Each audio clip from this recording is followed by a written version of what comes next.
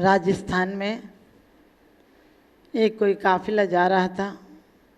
करीब 100 ऊँट थे और रात्रि का समय था, सारे ऊँट बांध दिए गए थे। लेकिन जो ऊँटों को बांधने वाला था वो मालिक के पास पहुंचा, जो काफिले को ले जा रहा था उस मालिक और वृद्ध के पास पहुंचा और उससे कहने लगा कि एक बड़ी समस्या हो गई, एक ऊँट नहीं बैठता क्योंकि उसकी रस्सी हम पीछे ही छोड़ आए हैं और खूंटी भी पीछे छोड़ आए हैं, वो कैसे बैठेगा, कैसे बंधेगा। तो उसने कहा कहीं से देखो इंतजाम। कहने लगे बहुत परेशान हो लिए लेकिन कोई इंतजाम नहीं हुआ, वो बैठता ही नहीं क्योंकि उसकी खूंटी नहीं है। किसी प्रकार से आप बताओ क्या करूं।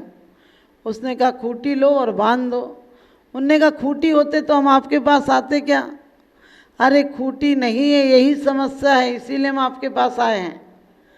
तो काफिले के मालिक ने कहा कि खूंटी नहीं है तो कोई बात नहीं है, बांध दो। उसने कहा अरे खूंटी नहीं है तो किससे बांध दें। उनने कहा झूठी खूंटी और झूठी रस्सी से बांध दो। उनने कहा झूठी खूंटी से बांधे जा सकते हैं क्या, जब वो बंधेंगे कैसे। उनने कहा कि तुम तो हथौड़ा लो और उसके आगे सिर्फ ठोको, एक लकड़ी हाथ में लेकर वैसे ही ठोको, छोटी सी लकड़ी हो तो भी ठोको, और तुम उसके गले में हाथ डालो और समझ जाएगा वो कि तुमने रस्सी बांधी है। जैसी रस्सी बांधते हैं वैसे ही करो, भले रस्सी नहीं हो तो कोई बात नहीं। अपना दुपट्टा लो और एक बार उसके गले में डालकर निकाल लेना, बांधने की ज़रूरत नहीं है। और कहते हैं उन लोगों ने वैसे ही किया और जैसे ही एक दुपट्टा सा डाला और खूंटी ठोकने का कहते अभिनय किया और ऊँट बैठ गया।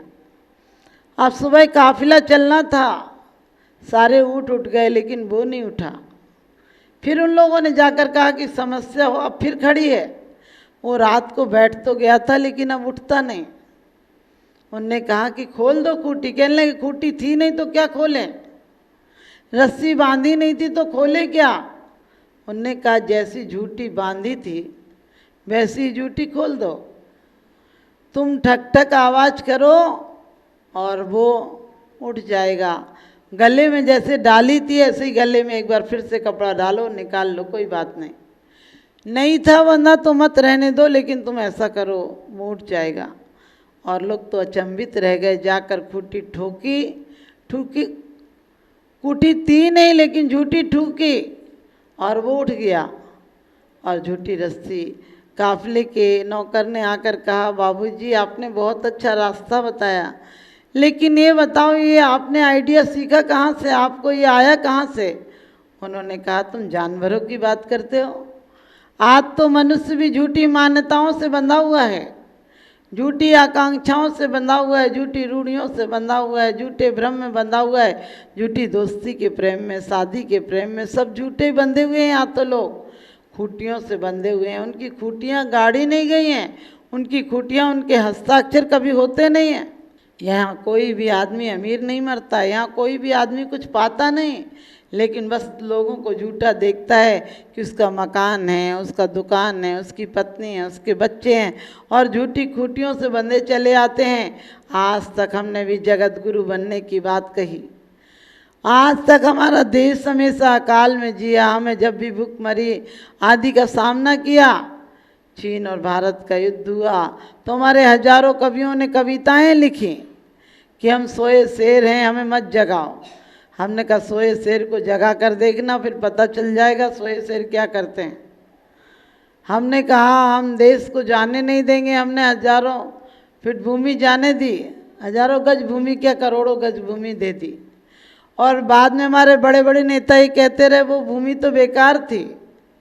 मैंने कहा भूमि बेकार थी तो इतने लोगों को मरवाया क्यों, और देखो जहाँ जहाँ की भूमि बेकार हो सब दे दो। लेकिन हमारे नेताओं ने उस समय बहुत अच्छी अपनी रोटियां सेकी, उनने कविताएं करी, बहुत बड़ी बड़ी कविताएं की देशभक्त की, और जब देशभक्ति का टाइम आया तो ना जाने वो कहाँ खो गए, वो बुलबुले की तरह विलुप्त हो गए। कविताएं करके उन्हें पद्म श्री आदि की उपाधियां मिल गई, बड़े बड़े खिताब मिल गए, लेकिन खिताबों से देश स्वतंत्र होता है क्या। हम समय समय पर हारते रहे क्योंकि हमारे अंदर धारणा है कि हम बहुत विशाल भूमि के स्वामी हैं, हमारे अंदर है, हमने अध्यात्म की हमारी कुंजी हमारे पास है। जबकि हमेशा हम विदेश के सामने, पश्चिम के सामने झुकते रहे, हर चीज़ें उनका अभिनय करते रहे। हम ऐसा क्यों नहीं करते हैं कि वो हमारा अभिनय करें? आज हो रहा है ऐसे, विदेशी लोग हमारे कपड़े पहन रहे हैं, हमारा बोल चाल, हमारा शुद्ध सात्विक खाना अपना रहे हैं, और हमारे लोग पश्चिम की तरफ भाग रहे हैं। अरे जानवर खाओगे तो जानवर जैसे हो जाओगे। हम कहते हैं हम जगत गुरु थे, हमने कही जगत गुरु, तुम जगत शिष्य होने लायक भी नहीं रहे। तुम्हें कुछ भी सीखना हो तो तुम विदेश से सीखते हो। हम चाहते हैं कि हम विदेशों से सीखें नहीं, हम विदेश के लिए गुरु बने और उसके लिए हमारा जीवन इतना आदर्शमय हो। आज चोरी लुटेरी और लूटपाट सब कुछ हो रही है। आज यहाँ पर दिन दहाड़े डाके डाल रहे हैं लोग और कहते हैं भारत।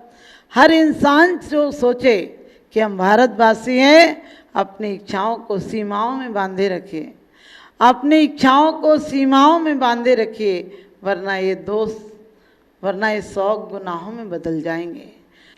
अपने शौक को सीमाओं में बांधे रखिए, अपने शौक को सीमाओं में बांधे रखिए, वरना ये शौक गुनाहों में बदल जाएंगे, वरना ये शौक गुनाहों में बदल जाएंगे। हमारा जीवन ऐसा ही हो रहा है, हमारे शौक गुनाहों में बदल गए हैं। हम जीवन में कोई उत्थान नहीं कर पा रहे हैं, हम जीवन में कुछ भी प्रयास नहीं कर पा रहे हैं। हम जीवन में वही रूढ़ी से वैसे ही जी रहे हैं, मरे मरे से जी रहे हैं। हमारे जीवन में कोई उत्साह नहीं है। कई चीन जापान के बच्चे चांद पर घर बना रहे हैं, हम उसी झोंपड़ों पर लड़ रहे हैं। हम 1-1 फीट ज़मीन के लिए लड़ रहे हैं। हमारे बच्चे को छींक आ जाती है तो हम जाने में मना कर देते कि हम कहीं नहीं जाएंगे। और आप सोचो, ऐसी मान्यता वाला यदि डॉक्टर हो जाए और ऑपरेशन में छींक आ जाए तो वो 2 मिनट को रुक जाएगा, आदमी की जान चली जाएगी। वो जानता है कि छींक एक स्वाभाविक बीमारी के कारण हो रही है, उसका पता नहीं उसे। आज भी हम मकान बनाते तो हंडी टांग देते हैं काली। आज भी हम खेतों में नकली जानवर खड़ा कर देते हैं, इंसान खड़ा कर देते हैं। वो नकली इंसान और नकली जानवर कब तक काम आएंगे? मत फिसलो ऊपर की सफाई पर, मत फिसलो ऊपर की सफाई पर, वर्क चांदी का चढ़ा है गोबर की मिठाई पर। यदि हमें वास्तव में झूठी मान्यताओं को तोड़ना होगा तो हर इंसान को इंसान की तरह देखना होगा। हर व्यक्ति का, हर अपने जीव का इस संसार में अपना अस्तित्व है। आज पानी फिल्टर करके पीने की ज़रूरत क्यों पड़ गई, कभी आपने सोचा? क्योंकि आज हमने पानी के जीव जंतु नहीं रहे पानी में। आज हर पदार्थ हमको देखना पड़ता है कि कौन सी कैसा पदार्थ है, इसको खाएं या नहीं खाएं, ये नुकसान तो नहीं कर जाएगा हमारे शरीर में, स्वास्थ्यता की जगह अस्वस्थ तो नहीं बना देगा। कभी आपने विचार किया ऐसा क्यों होता है? क्योंकि हमारे यहाँ शुद्ध सात्विक खाना बनता था और बनाने वाली महिलाएं बिल्कुल प्रभु का नाम लेकर सबको खिलाकर खाती थी। उनकी मनोदशा, भले वो पढ़ी लिखी नहीं थी, भले वो शब्द ज्ञान नहीं जानती थी, लेकिन फिर भी उनका जीवन आध्यात्ममय था, उनका जीवन समरस था, उनका जीवन रसपूर्ण था, वो काव्यपूर्ण थी। उनके जीवन में एक नृत्य था, रिदिम था। लेकिन हमारे जीवन में सब कुछ खो गया। आज किसी को नचता हुआ देख लो, नाचता हुआ देख लो तो आपको क्या लगता है? पागल हो गया। यानी आज की दुनिया पूरा नृत्य भूल गई, मुस्कान भूल गई, हंसी भूल गई, सम्मान भूल गई, प्रेम भूल गई, वात्सल्य भूल गई। और सच पूछो, ऐसी ज़िंदगी बेरस है, कांटों की तरह ज़िंदगी हो गई है। यदि फूलों की तरह ज़िंदगी चाहिए तो फूलों में पानी जड़ में डालना होगा, और जड़ हमारा जीवन है, जड़ हमारा बच्चा है। हर बच्चा बड़ा होना चाहता है, लेकिन बच्चा बड़ा होना चाहता है, लेकिन बड़ा कहता है हम बच्चे हो जाएं। क्या दोबारा बच्चा हो सकता है? बच्चा जवान हो सकता है, लेकिन बूढ़ा बच्चा नहीं हो सकता है। इसलिए हम पुरानी जगह जाने की सोचें, पुरानी मान्यताओं को लाने की सोचें, पुरानी जीवन पद्धति को लाने की सोचें। तो हम पुरानी जीवन पद्धति नहीं ला सकते हैं, लेकिन जीवन को नया बना सकते हैं। जीवन को हम सुंदर और सुदृढ़ बना सकते हैं। तो आपको जीवन को सुंदर और सुदृढ़ बनाना है तो आपको भी अपने जीवन में नया सोच लाना पड़ेगा, आपको ज़िंदगी में नए विचार लाना पड़ेगा, पुरानी मान्यताओं को ठुकराना पड़ेगा और पुरानी रूढ़ियाँ, मंदिर चले जाओ, धर्म करो। मैं कहती हूँ मंदिर जरूर जाओ, मंदिर वो पवित्र स्थान है जहाँ जाकर पापों का विसर्जन होता है, जहाँ जाते ही मनोभावनाएं अपने आप बदल जाती हैं। लेकिन मंदिर मात्र जाने से नहीं होता है। मंदिर में यदि धर्मात्मा जाएगा तो पुण्य कमा कर लौटेगा, और चोर जाएगा तो पाप कमा कर लौटेगा।